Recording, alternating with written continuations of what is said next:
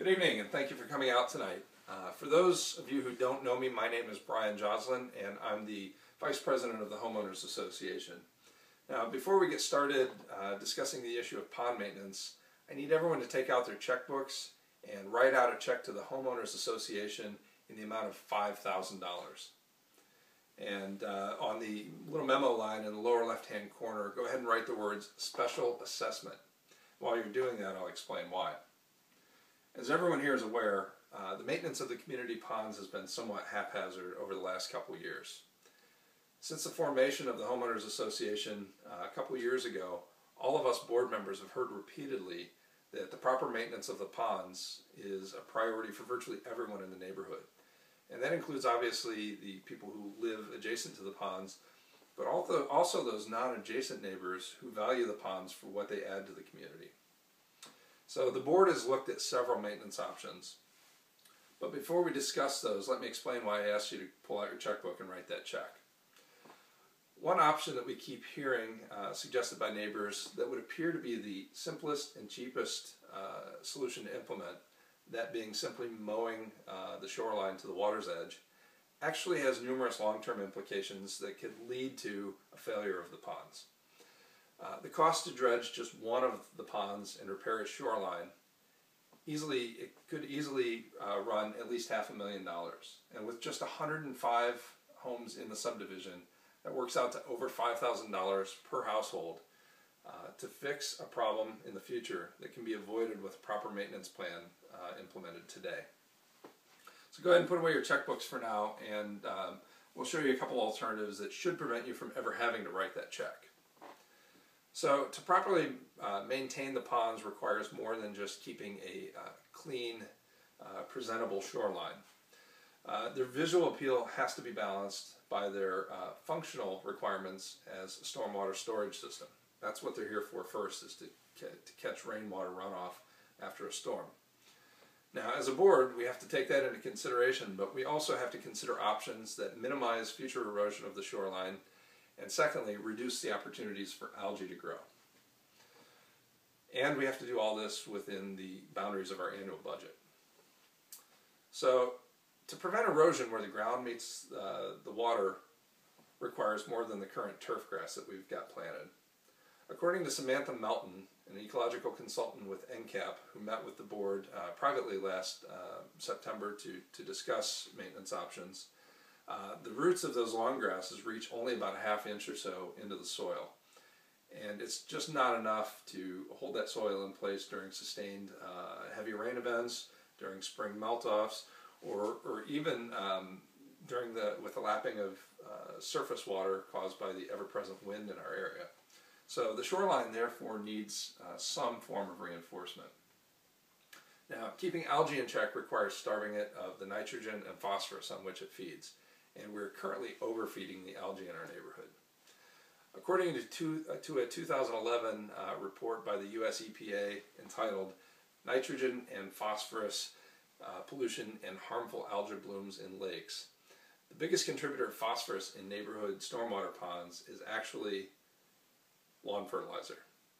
And the largest contributor of nitrogen to the pond systems is pet and goose feces runoff from the shore. So unless everyone's willing to forego fertilizing their lawns, the ponds need some help in absorbing these excess nutrients, as well as a way to prevent the geese from coming ashore where they do their business. Now, this same consultant essentially narrowed it down to two appropriate options for our ponds, both of which address the problem of shoreline erosion, one of which also addresses the issue of algae reduction. So the first option is to install a rock-edged shoreline, as you see pictured here. This is also called riprap, and by placing crushed stone on top of an engineered liner around the perimeter of the ponds, this option holds the soil in place, preventing erosion. However, the rock offers virtually no filtration of nutrients that feed the algae, and it also does very little to deter geese from walking ashore where they graze and then poop. As you'll see shortly, it's also considerably pricey upfront and still requires additional maintenance once it's installed. Now, the second option, which the Lake County Stormwater Management Commission in Lake County, Illinois, considers its best management practice, is a native vegetated shoreline, or naturalized riparian buffer zone if you want to get technical.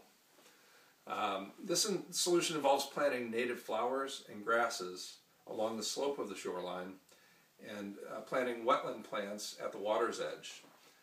The native plants' roots reach up to several feet long once they're established, and that prevents the erosion of the shoreline. The plants also capture, essentially steal the nitrogen and phosphorus that would normally run off into the ponds, preventing excess algae growth. As a bonus, the height of the mature plants discourages geese from walking ashore, reducing the amount of feces on the shoreline and eventually contributing to the nitrogen load in the pond.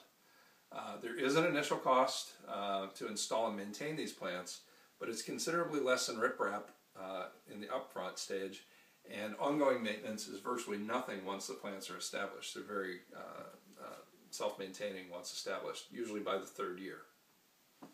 Now, this chart by the Ruston Group or by the Ruston Association in Ruston, Virginia, outlines the advantages and disadvantages of both riprap and native vegetation, as well as a couple options that aren't as appropriate for our particular ponds.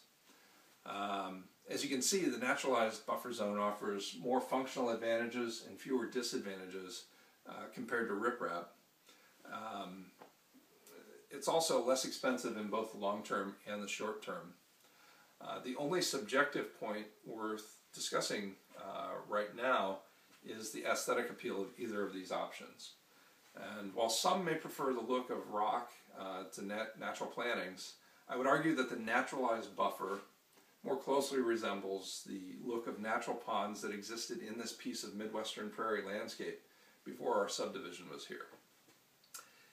It fits the natural character of the surrounding landscape perfectly, in fact. So, as the board of directors, we have the task of choosing the most appropriate course of action to address the pond maintenance. However, we also have to take into consideration the concerns and desires of the entire neighborhood. We hope, after looking at the facts that we've presented you, that you'll support our preference for installing naturalized buffer zones around the shorelines of all the neighborhood ponds. Unless, of course, you still want to write that big check.